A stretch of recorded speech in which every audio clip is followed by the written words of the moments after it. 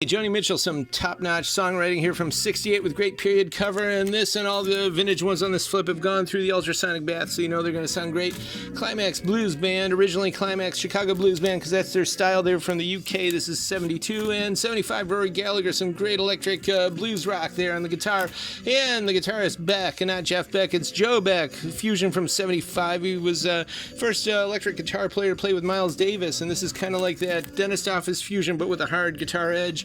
And Dreams, they did jazz rock, only put out, I think, 2 records. This is from '71. There's a lot of Underwater, Cold Press, Tingles, and Spring Rain, 70s rock guitar jams on here, definitely worth a listen. And the late great Bill Barron here, a white label promo, post-bop from '83, Ray Drummond's on bass here.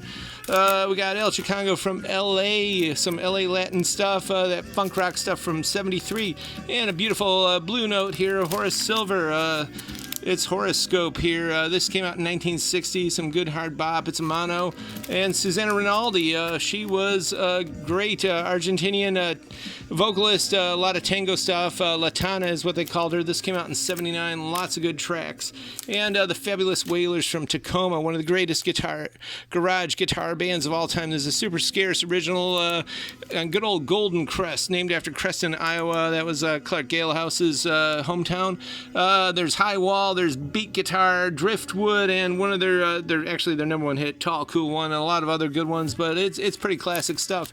And Dino from '57, nice original Pretty Baby here, and I'm pretty positive that cover was done in Palm Springs.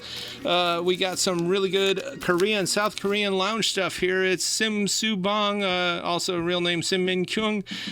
Trot pop is what they call it. Came out in '79, right around the time when she witnessed a horrible assassination there, and I know she got out of music a little while after that. But Kenny Drew, great jazz pianist, Danish-American, he appeared on Coltrane's Blue Train, but here he is doing Jerome Kern stuff, Potter Blue and Talcum Soft. It's really excellent. A lot of good classics on that. TLC from '95, R&B 12-inch, and Brandy, Want to Be Down, turned out to be a big crossover hit, and she's Snoop Dogg's cousin, of course. And Sheena Easton, absolute deaf record here, '89, Garage House, extended versions of 101, and she's now, I think, in Nevada. And Monophonics, their latest, Sage Motel. This is on natural vinyl. It looks like bleached bamboo. Totally classic, excellent soul rock, psychedelic doo-wop, and a lot of musicians are on here. A lot of people made this magic.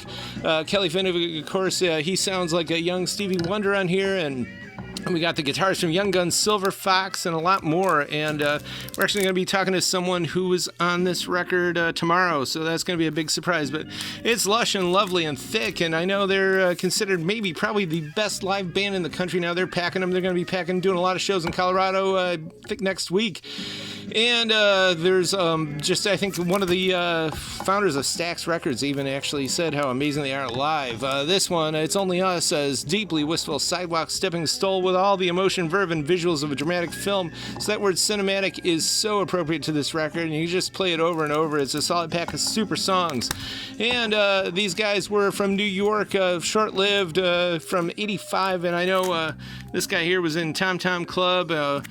We got the Sahib Sarbib Sextet. This is a sealed record, free jazz from '85. He was a double bass player, Vivid Live '82 performance. New York Street Sounds, these two dancers were there. They called it Jansen, adding jazz to dance, kind of like the jazz dance thing that would be codified soon after. But it's funny they call Gene Sahib Sarbib the multinational man of mystery. And they explain here he's not an Arab, not a Muslim, not Israeli, Egyptian, or Iranian.